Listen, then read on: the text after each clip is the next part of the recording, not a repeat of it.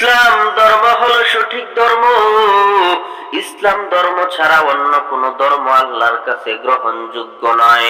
কোরআনে কারীম খুলে দেখবেন, কোরআনে কারীমের 3 নম্বর পারার 20 নম্বর পৃষ্ঠা 5 নম্বর লাইনে আল্লাহ তাআলা বলেন, সূরা আলে ইমরানের 85 নম্বর আয়াত, আল্লাহ রাব্বুল আলামিন বলেন, وَمَن يَبْتَغِ غَيْرَ الْإِسْلَامِ دِينًا فَلَن يُقْبَلَ مِنْهُ وَهُوَ فِي الْآخِرَةِ مِنَ الْخَاسِرِينَ।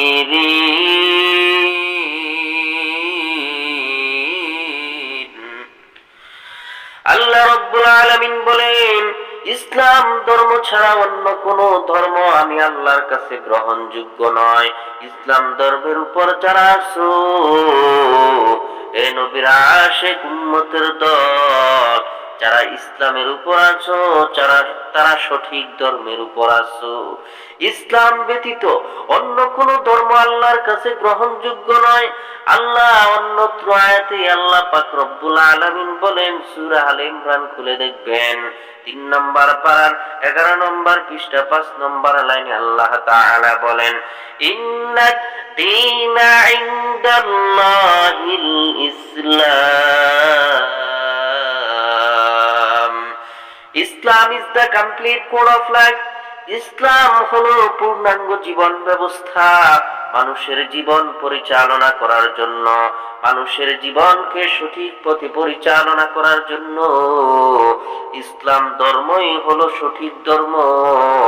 ইসলাম ধর্মে যারা প্রবেশ করবে, পরিপূর্ণভাবে যারা ইসলাম ধর্মে প্রবেশ করবে, ওই ব্যক্তির জীবন থেকে নিয়ে, সামাজিক জীবন থেকে নিয়ে, পারিবারিক জীবন, রাষ্ট্রীয় জীবন, অর্থনৈতিক জীবন, সমস্ত জীবনে যখন ইসলামকে ফিট করবে, ইসলামের রীতিনীতি মানবে, আল্লাহ পাক রব্বুল আলামিন তার সর্বক্ষেত্রে রহমত আর বরকত দিয়ে ভরে দিবেন।